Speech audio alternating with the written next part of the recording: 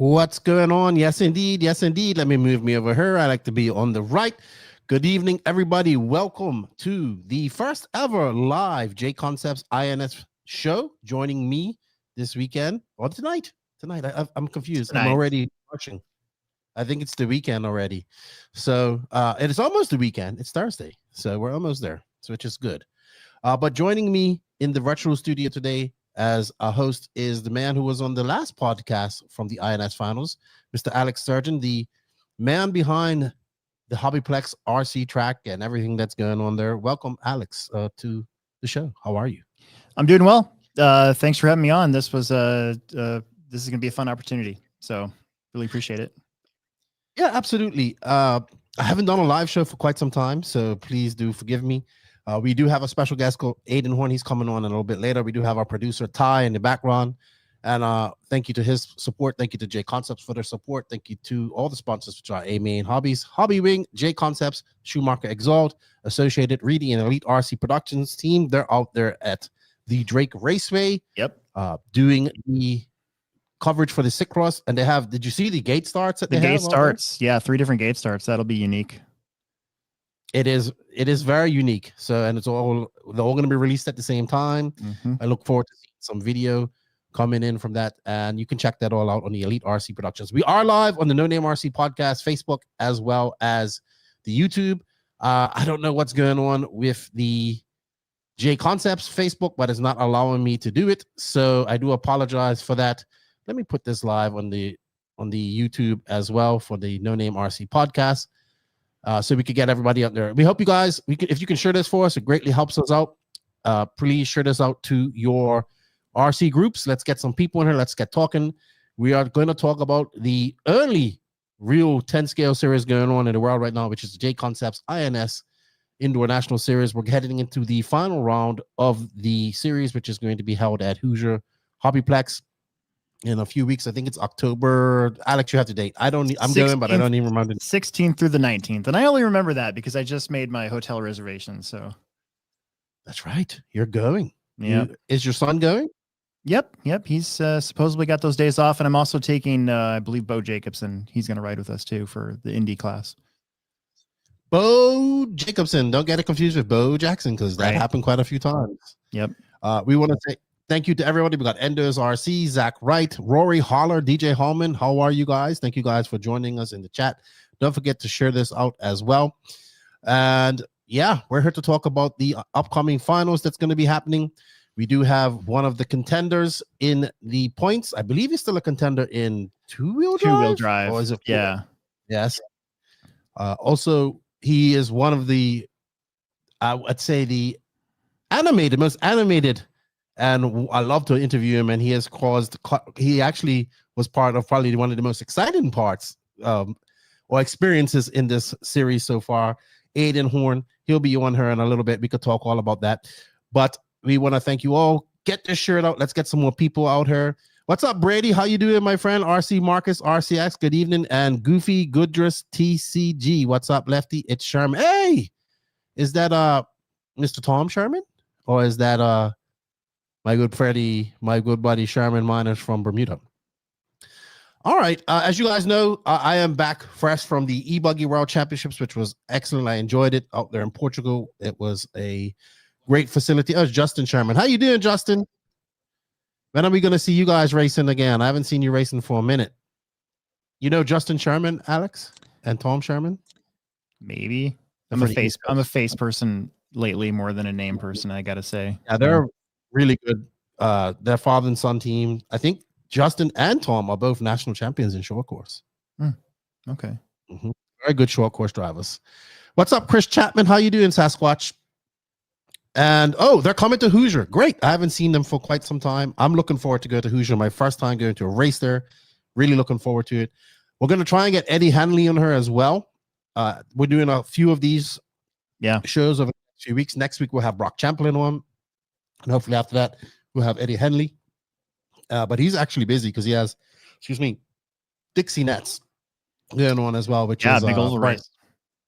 Big oval race. So let's get cracking. We have some things to update people on going into the final round. which is some rule changes that were just announced for the upcoming rounds. Maybe if you can bring those up on Facebook, which one do you want to bring up first there, Alex? We can just talk about the motors because that's something that actually did change. So the other thing that was put up was more of a reminder as to the rules that we're following, but there actually was a change to some motors. I believe they're following Roar, so it's basically they're keeping up with what Roar has done as of, I think, September 1st.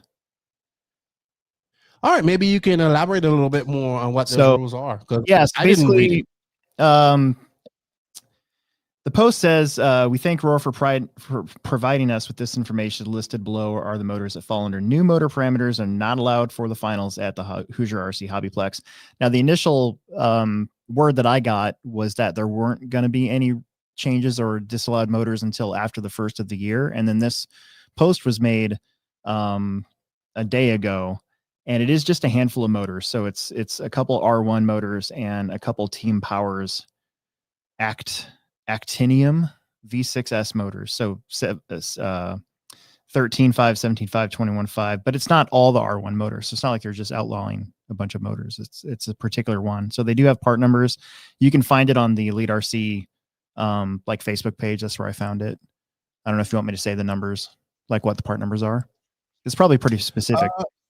I think actually we're going to bring it up here. Okay. Yeah, there you go. There we go. So there you go. Team Powers. Wow, I can't say that. We're Actinium. Yeah, that was rough. Speaking of motors, did you see that Phantom is up for sale? I did. I saw that. Yeah. Crazy. I saw the price of it and I was like, that's it? That was my initial reaction. I was like, 50 grand. I thought it'd be, I don't know, that'd be more than that. I mean, do people still run the motors? Is anybody running it in stock or in the pro class or mod class? Man, I don't know. I see one every once in a while. But like we haven't had a Phantom motor in the case for a while at the Plex. And that's no knock against Phantom. It's just kind of what our local scene has, gone to for motors. And you have a lot of stuff at the Plex, by the way. Yeah, I mean, it's weird though, because like we'll order, like it took us a while to get Exalt in, and now that we've got them in, I mean, they sell pretty good. We used to carry a lot of Reedy stuff, and that now we're selling a lot more Hobby Wing and all that. So you kind of got to go with the flow of what your local crowd wants, So absolutely. All right, let's take that down. Let's get back to some questions here. Not questions, but some more salutes. We got RC Marcus in here, Tony Mitchell, Slowest Fast RC Podcast. Shout out to all you guys up there in the Pacific Northeast. Sorry, yeah, Northeast. I was going to say Pacific Northwest, but the Atlantic Northeast, I would guess we call it. We got Jacob Sweisberger in here and BJ Williams. Welcome to the show, guys. Thank you, guys. Share this out. And yeah, I'm really looking forward to the Hoosier race as well. We had a great round at your track there.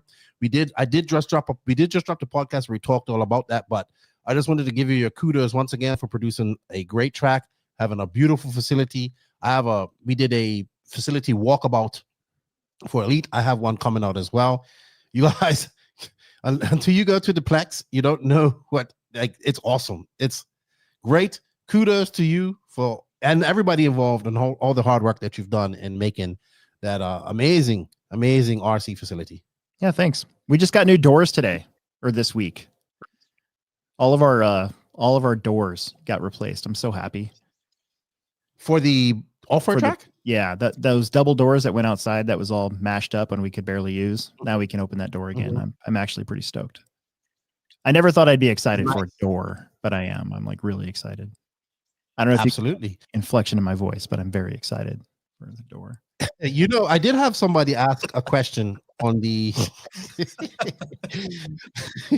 he's happy for doors, everybody. Doors that he keeps closed, by the way, so he can keep all the moisture in there and the track stay moist. But it's one person did ask where he can find the Stay Wet, because we released that reel where he was talking about that you use, and he says he can't seem to find it. I know there may be some other substitutes out there as well. Yeah, I don't know. I ordered it from VP Direct. Okay. So we have an account for fuel. So I just put it on the last fuel order that we had. So I guess one of my questions before we bring Aiden here, what are one of the things you're looking forward to going into Hoosier, and what do you like about Hoosier? I like how much space they have there. They have way more pit space than we do. The track is also big. I think it's a lane deeper than us. So it's another big indoor off-road track where you get to go really fast. I like the tire wear is a little different. I brought this up to Jason last year at the finals, where like our track can really wear out a set of tires pretty hard. You get that slap sound, and then you can grab your tire and you can like pull on it, and you can see that the tire's been stretched and has worn out. And eventually you got to replace that. At Hoosier, you don't really get that very much. So tire wear is not, I don't think it's as big of an issue there. I think sometimes the differences in the track throughout the day can be a challenge. So you gotta make sure on practice day that you're being aware of what the track's like at that specific time, so you can go into your qualifying and rounds and stuff and kind of having a feel for how that works. But I also like how I don't really have to change my car any. It's pretty much the same setup that I've ran the last couple of years. Right, because it's a glue track, right? And I did see that Eddie actually sprays on light coats between, I don't know how often he does it, but that's unusual for me because the glue tracks that I've been to have been all pretty much outdoor, 8 scale, and they kind of laid on that heavy glue there over days. So, then in Portugal, they patched it, like where holes broke up, they patched it with glue. What I noticed last year, they had this really cool, like you jumped into the face of a jump and then you went actually pretty far and you landed. And over the course of the day, that glue layer that's on the landing would actually kind of get chipped away by the car's front ends and stuff. And that specific spot would lose grip. And then it would track a little bit. So you had to kind of be aware of that. And then they would fix it, obviously, and he would re-glue it, here and there.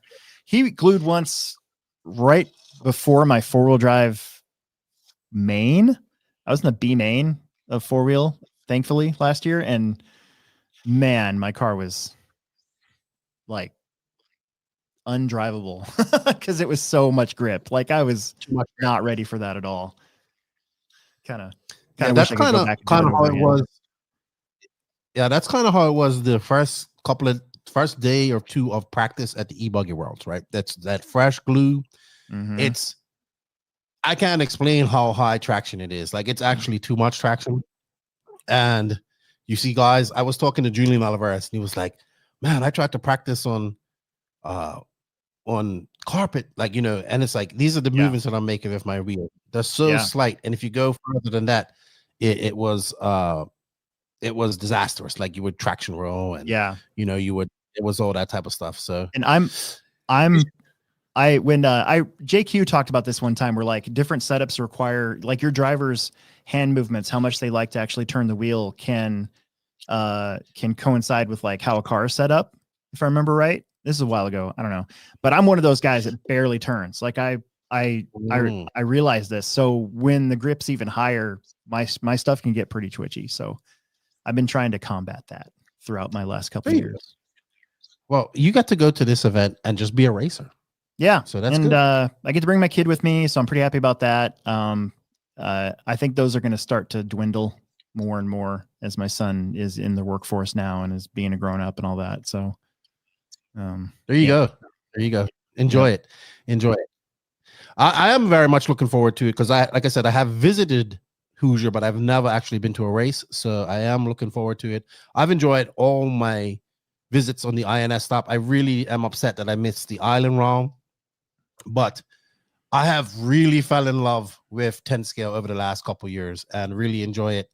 And I am looking forward. I'm actually kicking myself for not going to the Worlds. Hoosier's just a very comfortable place to go. Like I like going there because it's comfortable. Like there's a lot of space and you can sort of just you can either be in the crowd on the inside part of the track, or if you need to get away, you can just go to your pit spot or whatever. Or, it's a nice, comfortable place. Lots of space, lots of stuff. You're going to like that shop too. There's tons of stuff. Hopefully, look, I can't spend any more money. I blew my load at your place, right? And I still haven't started putting my trail track together. Alex, after our cover ENETs, I sent a bunch of track owners to you to ask about VP Stay Wet, says Slow as Fast RC podcast. Check them out as well. Yeah, I get a lot of questions about Stay Wet. Even before that clip that was made, I always get a lot of questions about Stay Wet, and I'm very honest about it. It works for our track, might not work for your track, but I like how it makes our track. That's why I've kept using it all these years. Okay. Joseph Hassler put up a link. It's www.sanellopperperformance.com. It says VP Racing Fuel Stay Wet 5 gallon. So screenshot that and get it. And then we have Charlie Mack, the Trugoner. So Stay Wet is also Sati Wet. Well, I think he misspelled this. So it's Stay Wet is also discontinued. So I don't know, but I know there's some other products about that. I don't think it's discontinued because I just got it a month ago. There you go. I would say that it's not discontinued. And Teen Camo, when is the new Mugen coming out? Do you mean the 4-wheel drive? Have you heard anything since our last chat about that, Alex? I haven't. I mean, I drive the two-wheel drive Mugen, but I'm not like a Mugen insider or anything like that. I should have asked Burak at the Worlds, but I completely forgot all about it, to be honest. All right, we got Team Tony Arellano, Michael Elrod, what's up, dude? And Felanio Vasquez in the chat. I think it's time to bring in Aiden and have a chat with him. Let's get cracking. We got to put him in the middle, though. There you go. Yo. What's up, Mr. Horn? I just been sitting backstage just spinning this spur gear on this wrench for the past 20 minutes. Well, we told you it would be a few minutes before we brought you in here. What's up? What's up, y'all? How we doing tonight? I'm doing very well. How about you? This thing's pretty free on this wrench. I thought you had a 12 scale axle there for a second. I was like, oh. No, got my MIP 2.0, little 75 toother. Look at this. I've been doing this past 20 minutes. That's that, yeah. What's it? A fidget thingy? What do they call it? I just made one. Yeah. Oh. Hey, so before we look at it, look, you're doing tricks now. Before we get going, how Worlds is coming up here very soon. Are you still? This is the spur gear for my Worlds car. It's actually no. This is the one. My Worlds car is right here in a million pieces. The winning spur gear. Did you see the track layouts that they made? Changes that they made? I glanced at it. I mean, I've never been a guy to really like geek out over the layout. I don't even really like to look at it when I show up to the event. I just run on it. I mean, I overthink a lot, you know what I'm saying? So like if I'm over here looking at the layout, I'm like, this corner might be or something stupid like that. So I just don't even look at it. You're not geeking yourself out. I'm really looking forward to it. We're going to do a whole Worlds pre-race show, myself, Max. Have we looked at how they were going to change? Are they going to change that, or are they going to run it backwards? Do we know? I think they're going to just reverse it for 4-wheel drive. Really? Okay. I don't know that for sure. It's what I think, though. Because I was looking at it going, okay, well, how are we going to change that? But I remember doing that at Hobby Action too, and then it didn't even come out the way I thought it was going to be. So Hobby Action was like a whole new layout. Yeah, they repiped it. Yep, and they had secret hidden jumps in the 2-wheel layout. Yep. Yeah. You guys don't do that at the Raw Nats, right? You just keep the same layout because you're running. Yeah. Because you run all the classes at the same time. Right. Which would make a much shorter Worlds, in my opinion, if they did that. I don't understand why they don't. Instead of being there for 15 days, I think it is. 2 days of travel each way. I really would like to go. But welcome to the show, Aiden. It's always good to have you on. You have been on the first show as well. Let's talk about the INS. I guess my first question for you would be, how have you enjoyed the INS this year? How have you enjoyed it? It's been pretty emotional for you. Yeah, I mean the INS series is always fun. It's like the only points series that we have, I guess. I mean, even still is like, I guess we don't really look at like the championship that much. We just kind of look at each race individually. But um, I mean, now that we're at the last round, you look more at the championship, I guess. So that becomes a little bit more of a thing. But I really do wish that we had like a. I mean, the INS is a great series for us. Don't get me wrong, but when you look at all the other like motorsports, like F1 and everything like that, you have like a championship that's like all that matters. You know what I'm saying? So I wish that we had something more like that. Whereas, like, I mean, you got the INS series, yeah, it's great, but like, I mean, most of the top guys aren't even gonna like go to the finals. I You know what I'm know. saying? Well, So that's a great segue into my next question is, you decided to commit to the full series. I'm 100% in agreement with you on this. I actually had this chat with Rona about this on one of our podcasts as well. And I think it's no offense to my American friends, I think it's a cultural thing. I think that you guys aren't used to doing series because it's so many different races going on. I mean, you're stretched between 8 scale, you're stretched between 10 scale. Whereas you go over in Europe, they have series for they don't, obviously for a European Championship, there's no series as a one-off race, but each individual country has a series of races to determine a champion for their national championship. And we don't have that in the USA. So I think it's a I would cultural. like it. I like it too. Like I remember I commented to you, I said, I like that you have a red plate. And I thought that was all about the INS, but you was like, no, that's from another race. And then I actually mentioned it. No. I was like, we need to have a red plate. Like that needs to switch between drivers. And I guess my question would be, how do we get you guys? Because the people that attend, the people that are attending the I would say the support classes, the independent classes, the 40 plus classes, the short course classes, they're attending these races. Like there's a contingent from trackside that's going to every race, right?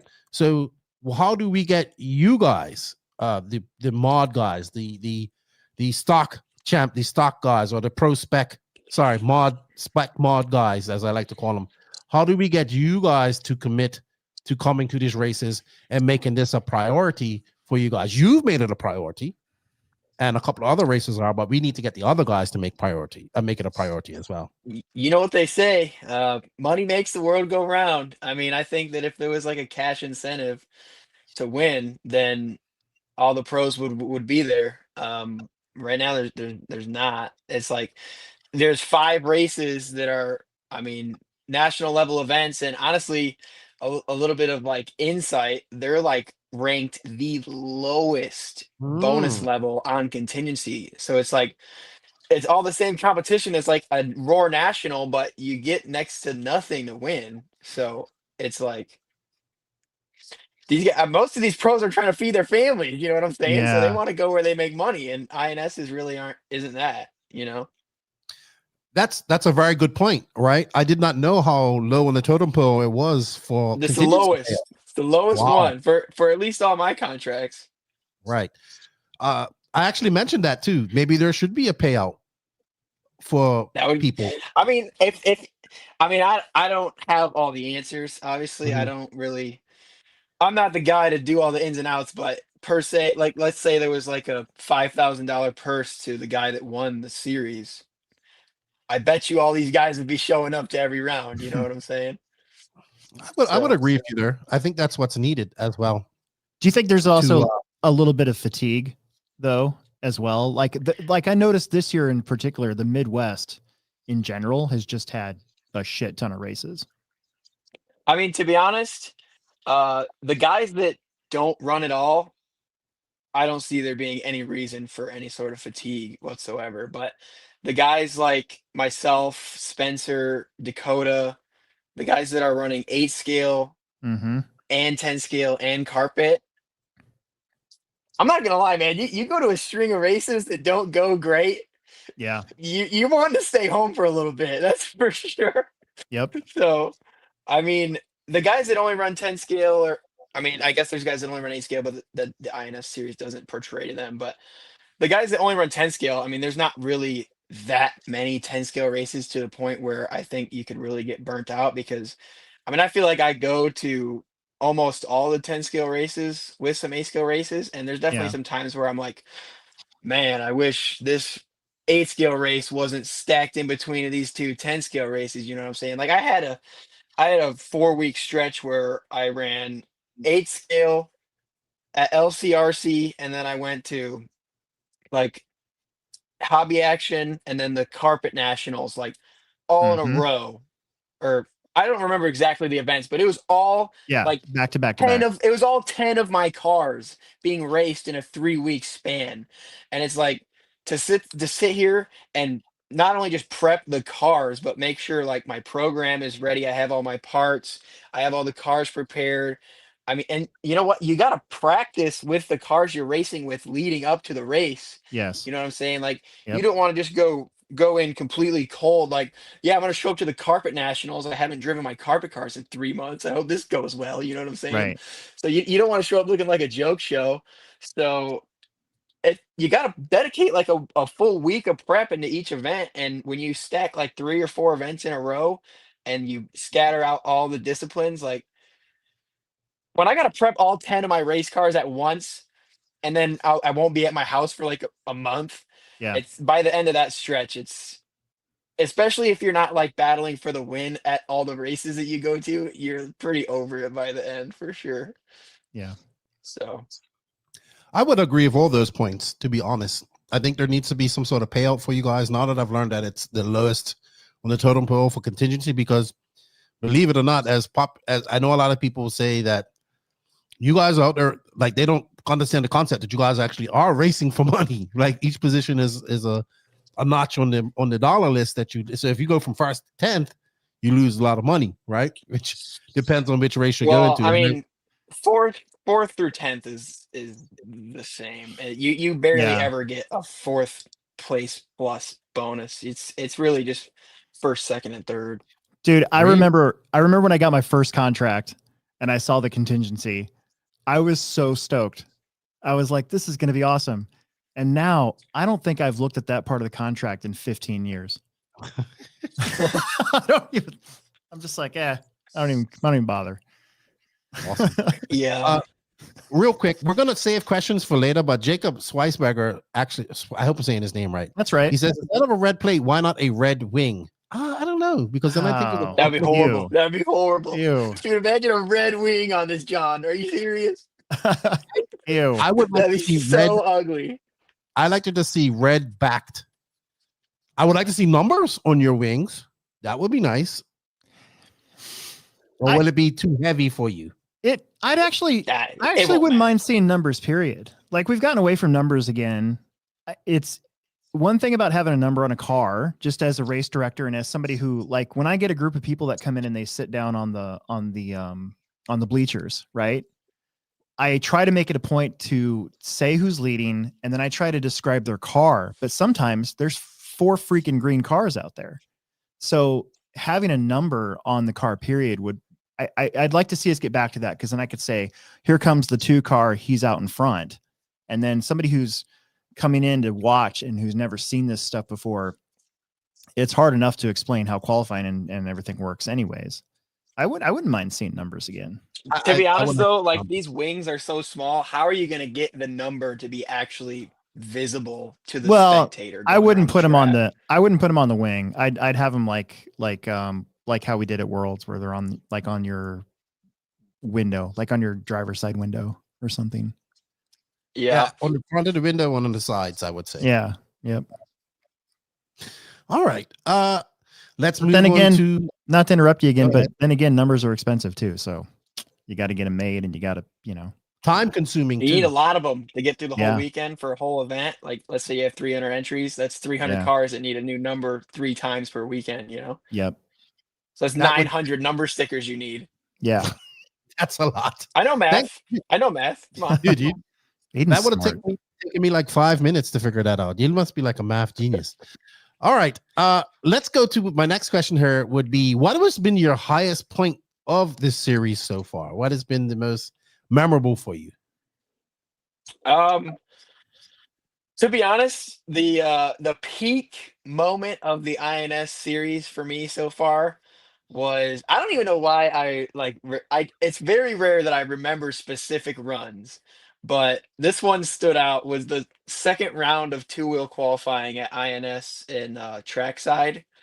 I ended up crashing on like the first lap, and Chase had already TQ'd the first round, and it's 2 out of 3. So he was obviously leading the second round the whole race. But I was just putting down burners because I knew that if he won the round, he was going to start first. And I ended up getting him on the last lap. And I ended up TQing because of that. But I remember like Lance is such a good announcer too. He was on the microphone like hyping it up. Like the gap was just getting smaller and Lance was getting more and more hype as it was going on. And then I had like my best lap of the weekend on the last lap of that qualifier, and I beat Chase by like less than a tenth. And I remember I was doing like an air hump on the driver's stand. I got clipped by your guys' stream, so that was cool. But no, that was definitely the moment of the season for me so far. Air hump. You've had some low moments too. I think the most recent one was the kerfuffle with the lap traffic. Unfortunate kerfuffle with the lap traffic. Oh, dude, I was ready to crash out. I was ready to crash out right there. I actually did crash out. I threw my car. You was upset. You made it known when you came across the interview. Even Brock and I were like, when you came across, I didn't realize there was a microphone right there. I wouldn't have done that. There. No, like I didn't know it was gonna pick me up. I mean, I was just like, I was so mad, dude. I was so mad because it's like it's one thing if you throw a race on your own, but it's like a whole nother level of frustration when you have a chance to win and something completely out of your control, like takes it away from you. You know what I'm saying? And not to mention, like we touched on, the difference between first and second is like thousands of dollars, right? So it's like, I'd like to see how all these haters in the comments act if I ripped a couple $1,000s out of their bank account. Like, they always want to make fun of me for freaking out, but it's like, how would you take it, buddy? Let's see it. You know, you bring up a great point there, because I try to tell people all the time, this is, imagine you're at your job and the difference between you have $1,000 bonus in your pocket, right? Or let's say you're about to get one. And then somebody else or something happens that's completely out of your control and you lose it. You would be pissed off, right? Well, it's the same in racing, right? It's the same in racing, same for you guys. I think the biggest thing is people can't disconnect that you guys are professionals and doing this as a living and making your living at it. And 99.9% of us are doing this as a hobby, right? And enjoying that side of things. So good point. I mean, well, the races that I'm not like battling for like money, or let's say like I'm battling for like fifth or sixth, and there's really, it doesn't really matter if I get fifth or sixth, you know what I'm saying? Like if something like that happens, or if anything happens, like I don't care at all. You know what I'm saying? Because I walk off the stand and it's like, sixth instead of fifth. Like, who cares, right? Like if it's not taking money out of my pocket, then I'm competitive and I want to do better, but I'm not like going to crash out over, not losing a paycheck. You know what I'm saying? Which I feel like that's what people think it is, you know? I see all those goblins in the comment section saying I'm overreacted. Like, let me just go steal a couple $1,000s from you and then see how chill you are about it, buddy. I agree with you. That's a great segue into, let's just go, right? Let's rip the Band-Aid off, because you're already done that. Probably for me, the highlight of this series so far, because I already know what you're gonna say. I already know it. When you snatched the mic from me, I was like, oh boy. And I do that every time though. That's the first time they saw it. I'm like, he does this all the time, right? And you snatch it from me, and I was like, well, there goes all my control. And I tried to get it back from you, but come on, No, you did it. I know it was just acting, but I don't know if you had that planned, but it went off perfectly. And I just remember getting the mic back and just, I'm really speechless, and I was speechless. Oh, I'm actually going to give you like some full insider info backstory here that this is exclusive information here. So I came off the driver's stand, and while you were, because I wasn't the first one you interviewed, while you were interviewing whoever won, Jason Rona and I are actually pretty close friends. So we walk off the stand, and he's right at the bottom of the stairs. And I just look at him and I said, "Dude, I could kill someone right now." Like, and he just go, he tried to like kind of like big brother me, give me a pep talk. He's like, "Just calm down. It's all right, man. You put up a good fight out there. Just," he goes, "Deep breath. Just relax, man. Just you're good." And then I looked at him and I was just like, "You're right, man. All right. I'm relaxed. I'm not gonna overreact." Then I walked straight to you. I said, "All right." And I was crashing out live. And then I looked at Jason and I said, you just needed a better speech or something, man. I don't know. And Jason's telling me about it. He's like, I thought I had it handled. I thought you were relaxed. And then the wheels really fell off there. That's not a bad Rona impression there either. The inflection in the voice there. That's pretty good. I loved it. I was like, Yeah. I was like this. And then I looked and Rona was laughing and Charlie Swanko was laughing. I was like, that was awesome. I was walking out to my Marshall bucket and Davey Bottle looks at me. He just goes, "So we're just crashing out live now, huh?" I kind of missed the interaction with you and Tater though. I didn't see it on track because I'm watching the race, like, well, what's going on the screen. So I didn't see what was going on with you and Tater. I know that day you and him were going at it all day because Lance had to pull you guys to decide. You had to talk. I think Tater said something like, "I don't have to get out of his way for him." And so it's not like that was like that's where it kind of all came to a head. The straw that It wasn't even broke the that day. It was the whole week. Oh, really? It started in qualifying. So It was a buildup of like 6 incidences. really? So what were Yeah. some of the incidents that were happening that between you and him? Well, it started in qualifier round 1 of 4-wheel drive. I was in second and he had already crashed and he was in like 8th place and he got marshaled behind me and he just blew me off the track, like cleaned me out. Like his run was already over and I was in the top 3. And I walked off the stand and I was like, "What was that?" Like, dude, you're already done. I'm still in the top 3. Like, why you gotta end my run?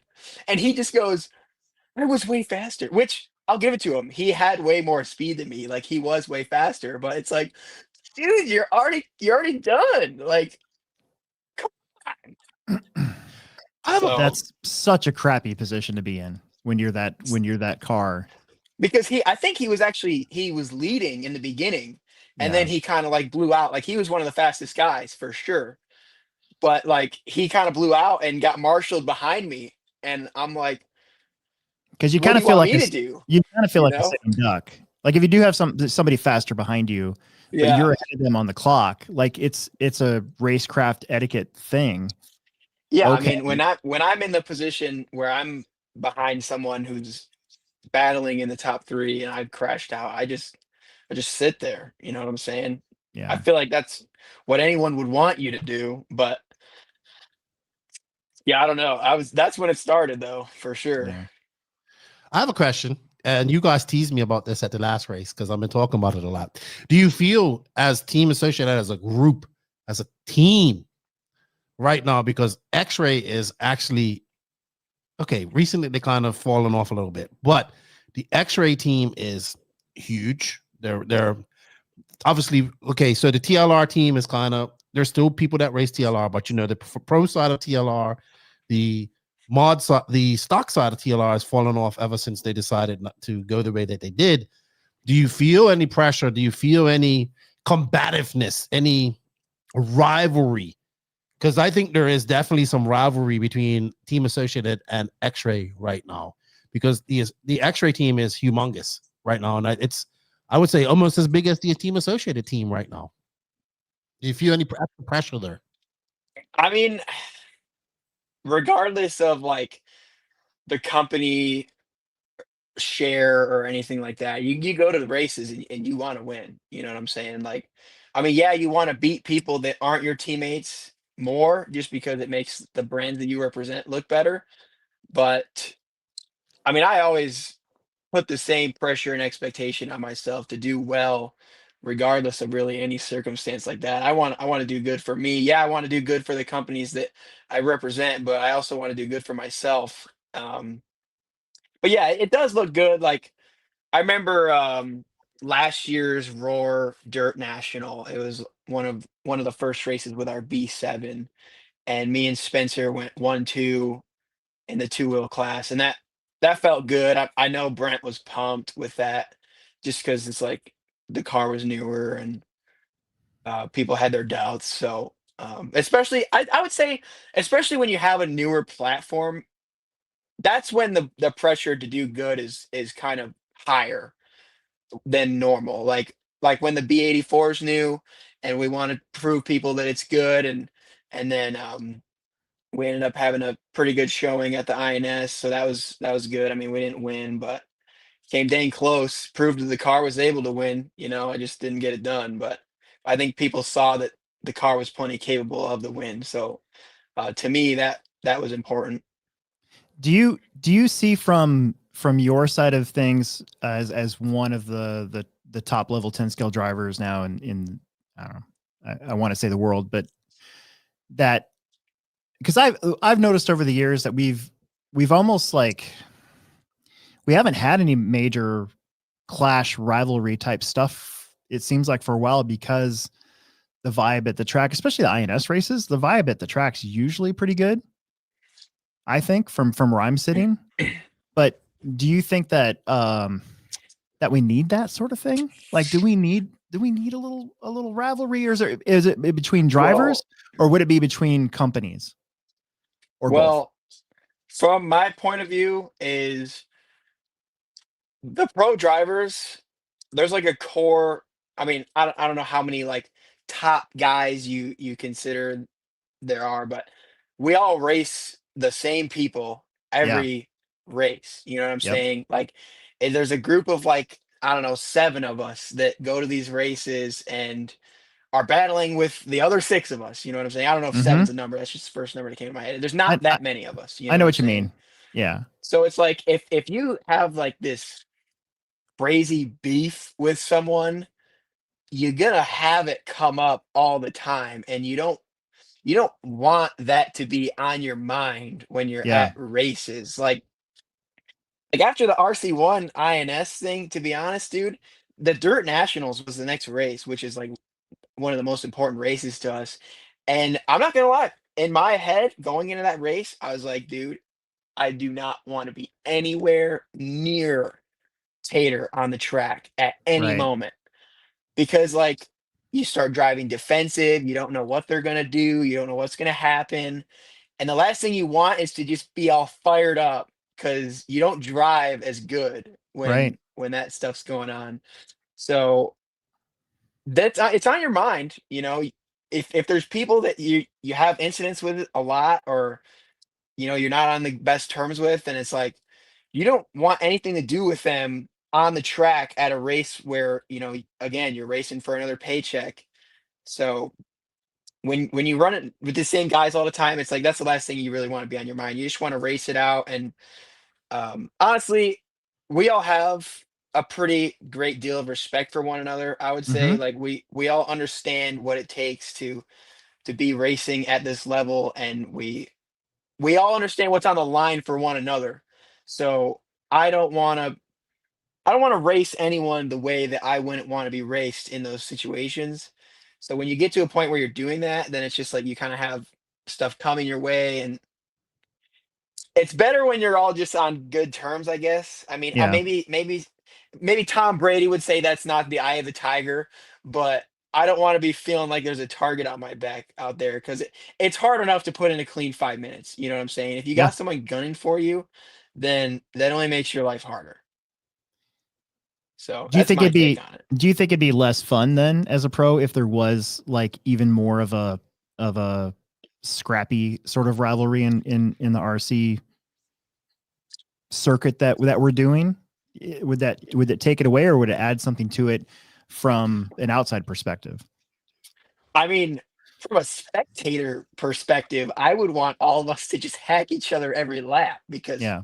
it would be it would be sweet to watch. I mean, it would just be sweet to watch all of us just crashing out, yelling at each other, freaking out on the driver's stand, coming off the stand.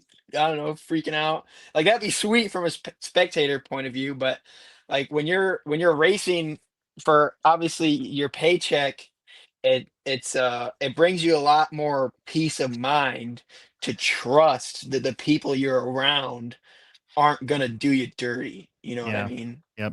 And the people that you think might do you dirty, I don't like being in those situations at all because I'm just like I'm a pretty non-confrontational guy for the most part. Like I don't ever want to be the guy to walk up and start freaking out. But sometimes I end up getting in that situation and I don't like it, but it happens. You know what The I'm best saying? the best one I saw was at King of Kings with you and your brother. I think it was like a nitro truggy race. It was so funny. And as an RD, I was just like, people are looking at me. I'm like, hey, they're bros. I'm just gonna let them figure it out amongst themselves. Keenan, I got to tell you this story. I mean, Alex just brought it up. I got to tell you the story. This is my first, most iconic crash out right here. So there used to be a pretty big nitro race at State Line in Indiana called King of Kings, and this is back when me and my brother were like just starting to be good enough to actually be contenders. And the Nitro Buggy final was 45 minutes long, and this is at the time this is like as big as it got for me and my brother. So, and I was in third the entire 45 minutes, and my brother was slowly catching up to me. And on the last lap, he punted me off the track. I mean, like 2 corners to go in the race. He hit me so hard. Like it was a 180. He drove up the inside of the pipe and did not let off until his front bumper dented my pipe at the apex of the corner. My car flew 2 lanes over into the pit lane, and he did not even flinch to wait up for me. He just took third, and he got third. And I was like freaking out, dude. I was walking off the stand. I think I remember yelling, like, you can't do that. You can't do that. And he looks at me, he's like, I just did, buddy, and no one's taking it from me. And so I followed him back to our pit because we pitted under the same tent. I followed him back to the pit. I grabbed his toolbox and threw it as far as I could. Like, I threw it probably 40, 50 feet, dude. I grabbed his toolbox and just launched it, dude. And then he grabs my toolbox, throws my toolbox, and I grab his car. I threw his car into a cornfield. And, dude, we're just throwing each other's stuff and flipping each other's tables. And then somebody took a photo of me. I was sitting in the grass, crisscross applesauce, like picking up my tools one by one and sending them back in my toolbox, dude. I didn't know Garth was so vicious. He's normally not, but you get him fired up enough, he'll turn it loose. You know who his brother reminds me of? Garth from Wayne's World. And I told him that he had no idea who I was talking about. Yeah, Wayne's World references are tough now. I make those references in my track, and then I realize like 70% of the people that are at the track have no clue what movie I'm talking about. Exactly. Well, you don't ask my opinion on the drama, and I think we should have let you guys. Yeah, you love the drama. Well, I think it's important to allow these guys to have personalities, and I think it's important for them to express themselves because in every sport, every motorsport, we see this, right?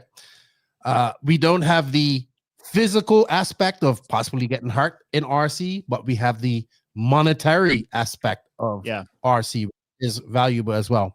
So if we want to make RC more exciting, if we want to get more people interested, I think, and we're doing it as an industry. I think you've been in this industry for quite some time, Alex. Years ago, we would have like things that happened with Aiden and that response that he had at INS would have been swept under the carpet, like not repeated. It would have been whitewashed from social media and everything else. It would have just been lore. I mean, exactly. You know, back when I was kind of fast, like we didn't have social media, so anything that happened at the track, turned into a story, turned into lore, and now everything's documented. You know, nobody remembers that I chucked my car 40 feet after a race. You know, that I lost one time. I will say too, like all these like moments that like people have all these things to say on the internet about, like when they see high emotion, it's like, dude, we're talking not even 30 seconds after walking off the driver's stand. You know what I'm saying?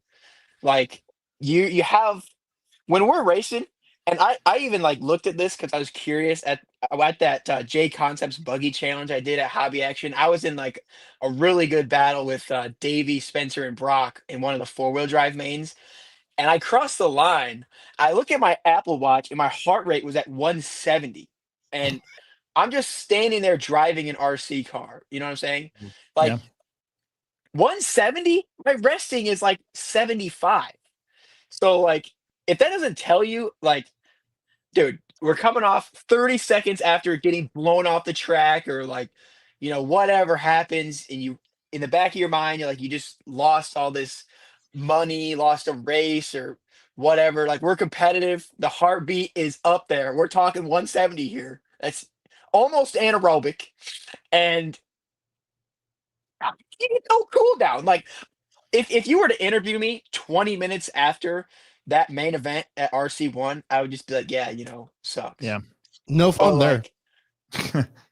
Yeah, but like, you know, these internet warriors, man, they don't give me no break. You know what I'm saying? These same people, no break.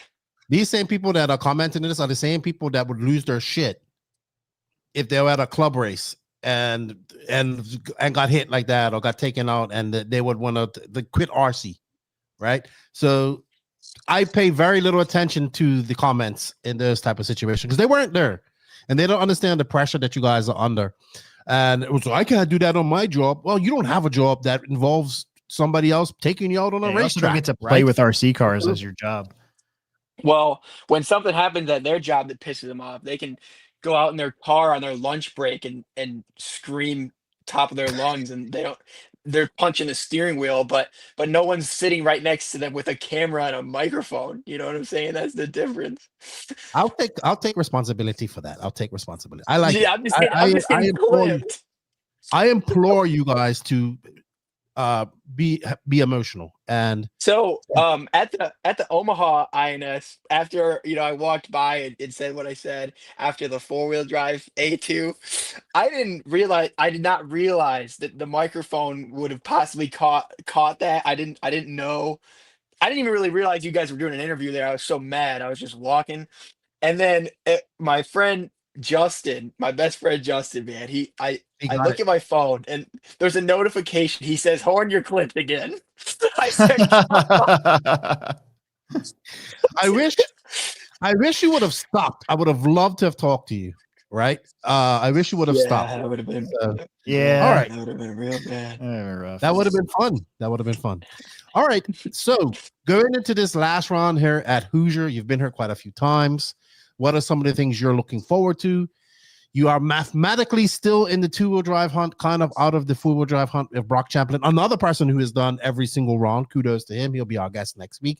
You and Brock have had a history before, not so much at this race, in this series this year, but have had history before. Tell us some of the things you like about Hoosier, what's your game plan going in? And this is coming out after the Worlds too, so you'd be fresh out of Australia. You'd be kind of there for 15 days doing this.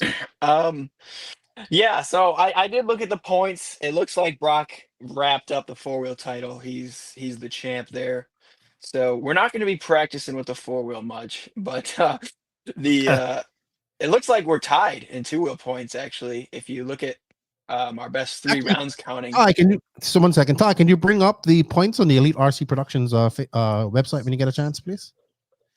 Yeah, the website only is counting 2 right now, but the series counts 3 rounds. And if you count our best 3 rounds, we're tied. So that's pretty exciting. If you click the arrow, you'll actually see where I didn't know this until Alex told me this in the last podcast. That So screen well is done. so small for me. I'm on my phone. Yeah, that 96 that Brock has is leaving the door open for sure. So you basically, what do we have to do for you to win the 2-wheel drive? Let's go. You're the math guy. You two are the smart guys. I'm just the one who talks. I mean, we're tied, so whoever beats who, and So I what, mean, given that we both do better than our throwout round, Yeah. interesting. So you would need a TQ too. the Or do TQ you is a need a point. TQ? So he has 2 TQs and 2 wins and a 5th. I have a TQ, a win, a 2nd, and a 3rd. So, Oh, so you beat him on your 3rd round with that 5th, with that 3rd. well, that 5th he's got is the only reason I'm tied with him without 2 wins. Yeah. So you really have to beat him at. I mean, honestly, unless I finish in the top 2, it doesn't matter for me. Mhm. He has a lot bigger window to score better points because all he has to do is get 4th or better Yep. to gain a point. So I need to kind of pop off here. I need to lock in. But the problem is Hoosier has not been historically a very good result for me or Brock, really. Why is that? I mean, dude, if I knew, I'd fix it. You know? Yeah. I mean, every time I go to Hoosier, it's like it's a kind of a struggle to be on You have pace. some And you have some chode that drives a 4-wheel drive in front of you and doesn't go fast enough and gets in your way. That's me. yeah, by I the way. mean, Would that be Gunther? Brock Yeah, it was or Gunther. myself. I mean, neither of us have really had our best weekends at Hoosier in the past, so it'll be kind of interesting to see what we can muster up here this time by. But I mean, for whatever reason, um, Schimmel, Dakota, like those guys are like they Yeah. were really dialed at the nationals there. Dakota's good at Hoosier. Schimmel obviously won the nationals there. Tom's pretty good at Hoosier as well. So yeah, I don't know. It's normally I got like 8th place at the Nats there, so I gotta wholesale the program, rewrite the drawing board, get back at it, Yeah. There you go. figure something out. You know who I wanted to give him his flowers to, who's been impressively fast, but just inconsistent, has been your teammate, David Bada. He has been very fast and probably one of the fastest guys at each of these races we've been to, but had some bad luck. I told Bada, it's time to put your elbows out, dude. Time to get angry, but it's hard to get Davey. It's hard to get any emotion from Davey. No, Davey, he's a good boy. He's a very good boy. He's fast. Um, he's always fast. I've seen him get his elbows out quite a bit. I mean, he's really nice to his teammates. Like me and Spencer, he's really good with. I mean, internally, our team, we have a lot of respect for each other, and we don't really want to ruffle any feathers internally. But I've seen Davey blow some people out, not on our team for sure, 100%. So, well, I mean, we all have. Let's be honest, but he'll get in there. He'll throw some elbow grease out. Oh, good. All right, I'm going to ask one more question, and then maybe Alex has a question. Then we're going to take some questions from the chat. We're not trying to go too long tonight. What would you like to see improve going into the INS next year? Not just on a mod level, but on every class as a whole. I know the Elite RC Productions crew was brought in this year to make some improvements as well. And not improvements, but just have everything kind of uniform. Same race director, same everything going into everything being the same. What would you like to see as a racer change going into 2026?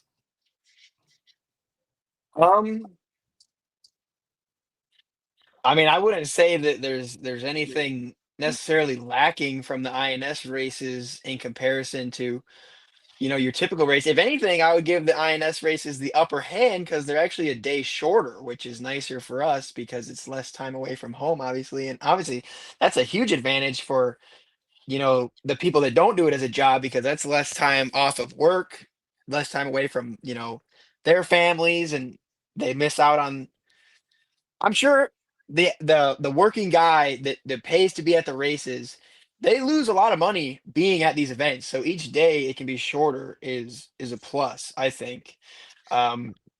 So it's shorter than your average big race. It's the only thing that kind of sucks about the INSs for us is, like I said, there's not really that much prestige to them. You know what I'm saying? Like the reward to do well isn't really that high, especially for. I mean, maybe it's different for guys who are actually on JConcepts. Maybe it's weighted heavier for JConcepts drivers because it's the JConcepts series event. That's speculation. I don't actually know. I just know that for me, the reward to win is not really that high Mm, compared to the other events. You know what I'm saying? okay. I think that's the main thing I pulled out of this from you, which is a shame because this is the only 10 scale actual series going on in the world right now. National. What's actually funny is I don't think that there's any sort of bonus or anything for the championship as a whole. Like whether I win the two-wheel championship, get second, third, I don't think it I don't think it matters for me financially. It's just I mean, yeah, you're competitive and you want to win, and that's what drives you, but from a finance standpoint, I don't think it even makes a difference, to be honest. I think that needs to be fixed. I think that needs to be fixed. Alex, do you have a question for Aiden before we go into some viewer questions? No, I think I got my question earlier. I was interested to know what he thought about, rivalries on track and stuff, but we covered that. I don't like it. Don't like it. I just want everyone to get along. I like to be buddy with everyone. I'm just such you a are a lovey lion guy. tamer. You are a I'm a lion tamer. lovey guy. Give me that microphone. I have one more question. I'm sorry, I meant to ask you this.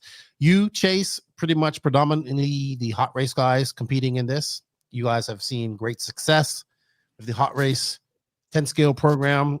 How is that going between you and Nicola? I had a chat with Nicola over at the e-buggy worlds. Obviously, he's very passionate about RC. So tell us a little bit about that. Yeah, we actually have a group chat to me, Nicola, and Chase. It's called Hot Race 110, and that group chat pops off, man. That group chat is active. We talk honestly, not daily basis, but pretty close. I mean, definitely weekly, multiple days a week. We're in there just talking about whatever, trying to get our new ideas, stuff to try, upcoming events. So we all want to succeed, and Nico he's the man. I'm not even gonna front at all. Like before I even signed for Hot Race, this is probably like November last year. I don't remember exactly, but he flew from Italy to trackside in between events, like on like a handful of weekdays with me, just to like try to dial everything in as much as possible so we could kind of hit the ground running. And you don't really see a lot of that going on with a lot of these companies out here. Like the dude's passionate for sure, which I got a great deal of respect for him. And we all get along good. We're all pretty close, I would say. Good stuff. Definitely making some inroads in the 10 scale world. So good to see. Good to see. All right. We do have a few questions here from the viewers. I'm going to go back and put some up here. But if you guys do have questions, we're going to do this for about 10 more minutes, and we'll try to answer them as much as possible. But this one comes from Justin L. Slayton. He says, if they did a championship series for 10 scale and 8 scale, would make it more interesting. I'd say do one a month and do it around the country. If enough sponsors put in money and tracks, it would be pretty cool. It would be one step closer to mainstream, like all other motorsports. I 100% agree with Slayton. The issue is once a month scheduling these races is so I've thought about this, and what we're gonna have to do is just make the races and events that already exist be the rounds. Yep, that's what needs to happen. Hold on, I know some crazy fool who did that twice. He might be actually on this live show right now. He did a virtual series for 8 scale twice. And actually, Slowest Fast RC podcast is doing one as well, using existing events. But we need to get traction behind it. And I agree with you. I mean, you need the sponsors to emphasize it, is what you need. Well, there needs to be some incentive for you guys to promote it as well. Exactly. Right? So that's an issue as well. Foss Family RC. I have a really good question. If you're a pro level RC racer and racing for a company and you win a check, does the company you race for get a percentage of your winnings? I mean, they get to reap the reward of people wanting to buy the product after we showcase that Yeah. it's good and wins. So I guess in a way. I don't see that they take a percentage, right? Because that you guys pay. So That would suck. there's I mean, well, they're the ones that write what we get when we win, so they can exactly. just make that number smaller if they All right, wanted Aiden. to. Here's your $100 check for winning this race. Here you go. Yeah.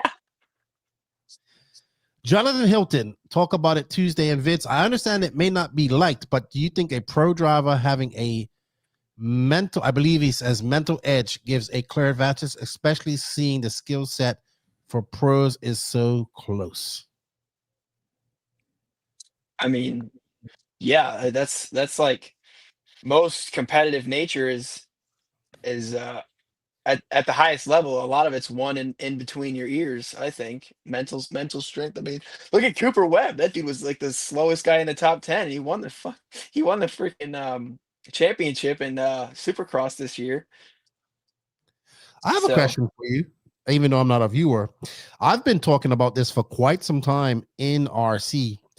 Do you feel that there's going to come a point when you guys start doing, you see these guys doing in Formula One, hand-eye coordination, tactics, nutrition, maybe doing, I don't know what else is out there to help with hand-eye coordination. Maybe there's something digital that can help you guys. Are we getting to that point where maybe, how old are you now? I'm way ahead of you, man. Let me yeah. let me just go grab this. Okay, there we go. So my point was, are we going to start seeing these guys start and do more stuff like this, more training for this type of stuff? Obviously. Oh, dude. You Oh, ever seen one of these, this Johns? thing. You I ever saw seen it. one of these, Johns, right here? I saw this at INS. Oh, look. You're pretty Ain't sharp. nobody built like me. Ain't nobody built like that. Ain't nobody built like that. Okay, but similar things like that. Like, have you seen the tennis ball drop thing where they do an Yeah, Formula One with I've seen that it. type of stuff? I feel that this is a Chris Fenner has a good point because they play Fortnite Lefty, Yeah. which is a point. My son is really good at gaming and was picked up RC pretty fast. You can do some video gaming. But I'm being serious. Do you think we're gonna come to a point like that? Because let's put it this way. 25, 30 years ago, trainers in motocross were something that you never even thought of. Now they're like mandatory. I'm not saying we're gonna have trainers, but the exercises, hand-eye coordination, stuff like that. You think it's gonna be something that you may have to focus on? Or Aiden, do you have a routine like between races? Or is it just something where you just work on your car and go out there, or do you have like a routine that you go through, or a mindset that you get yourself into before you race? I think that's one thing that a lot of people look at pro RC drivers and they actually wonder about, like, is there something that they do to differentiate themselves from the rest of us? So there's definitely two things that there's two elements, I guess, to the answer to this question. And the first one is like just being as ready as you can be. Like I said, for like at the very beginning of when I joined, is like each event requires, like, you have to not only like have the cars obviously prepared, but like you need to have your drive lines broken in ahead of time. You need to be acquainted with the cars that you're racing with ahead of time. Like, it really depends on the schedule, but there's I mean, I live in the Midwest, so it's a little bit easier for me to do this. So, like, leading up to the Dirt Nationals, I found a couple weekends where I just drove to Hoosier and like I prepped the cars that I knew I was going to be racing with at the nationals, and made sure the drive lines were dialed, and the cars were, set up as, I guess, as optimally as I thought they could be at the time. And then you go home,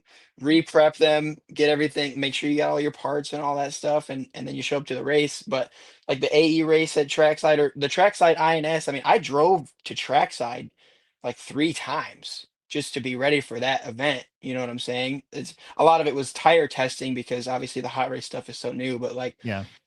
depending on the schedule, if you're have the ability to go and practice at a track that you're going to be doing a race at soon, like you want to go do that. You know what I'm saying? Like it helps for sure.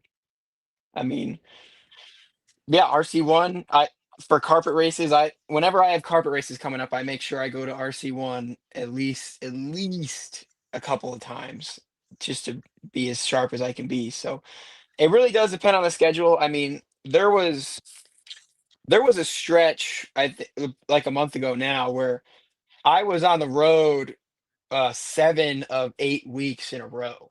I only slept in my own bed like 4 times in that stretch because I was just going from one event to there was events I didn't even go home in between. You know what I'm saying? Yeah. Like I went from hobby action, the buggy challenge to your INS, Alex. Yeah. I didn't go home. And the week before that, I was in Pennsylvania for the 8 scale race. So I Yeah. had to make sure my 8 scale stuff. So it really does depend on the schedule. Like it's pretty inconsistent, I would say. It's almost impossible to have a set schedule just because of the inconsistency of what you need to be prepared for at certain times. So I mean, this has been like my first big stretch of time in a long, like a few solid months where I haven't really had much going on. So I can just really focus on the world's coming up. So Yeah. I didn't like promote it because I didn't want to like post photos or anything, but I was actually in Arizona all of last week running my world's cars at Hobby Action with the raw speed spec tire. And because they had a new layout, there was no groove on the track, and it's really loose when their layout is new there. So I was just Yeah. running the spec tire with my world's car, and the grip was pretty similar. So I mean, those are just some of the things that I did to try to hopefully maximize my effort at the worlds.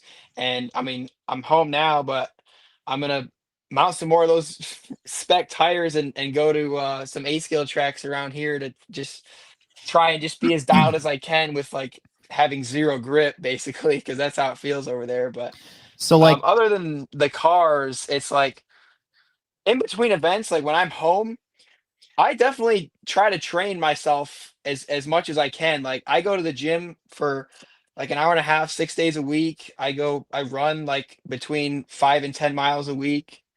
And I mean, you guys laugh at me, but I think this actually helps the hand-eye coordination stay pretty sharp. I mean, I try to eat cleaner. I don't know if you guys noticed, but I used to be like a year ago around this time, I was probably 35 pounds heavier than I am now. I got to a point where I realized that I was like letting myself go for sure. So um, you got to try to dial that in. And I think it's helped. I think it's helped the mental sharpness a little bit at the races for sure, no doubt. like in between when you get ready for a main, is there something to put yourself in a mindset, or are you already there? I think you have to do things throughout your life that make you confident, do things that give you confidence. And then once you show up and you're in that moment, you just need to be confident. Like you can't be worrying about if you're good enough, because that's something that I did struggle with for the longest time in my life is just confidence, and I think that was the biggest thing holding me back for the longest time. And I kind of learned as I got older, like if you just do things in your daily life that make you believe in yourself and make you confident, then you're in those moments where like you know what? I want to start first. I want to control the race. I want to control the pace and I want to be the guy that dictates the outcome of this race. Whereas maybe, a few years ago I was like, oh man, I'm scared. Like I start first, I'm scared. I don't want to mess up. Like, you got to switch your mindset. And once you kind of are able to get the mindset of like, you know, you work hard to be in this position, you want to be in this position, like this is what you live for, this is what you do, it becomes a lot more natural feeling, I guess you could say.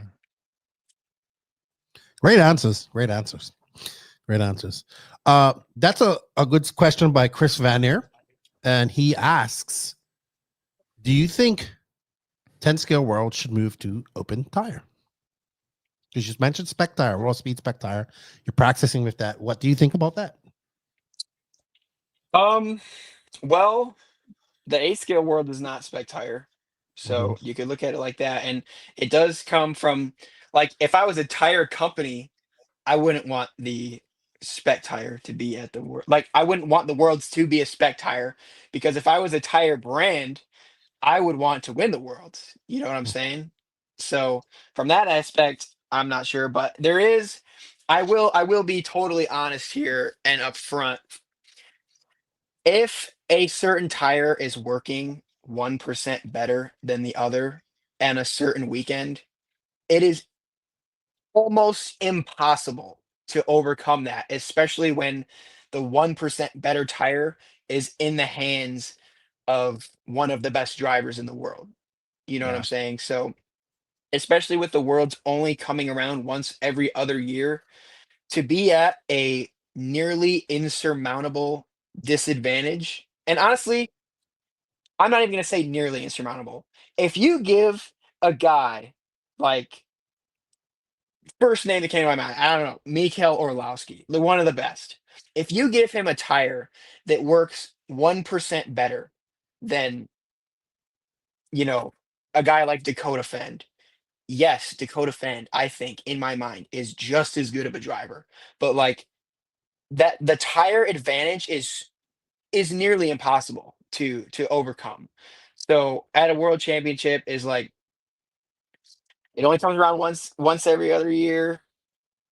Do you really want it to come down to who had the better tire? You know what I'm Yeah. saying? So I don't know. It could go both ways for sure. It's kind of the only fair way.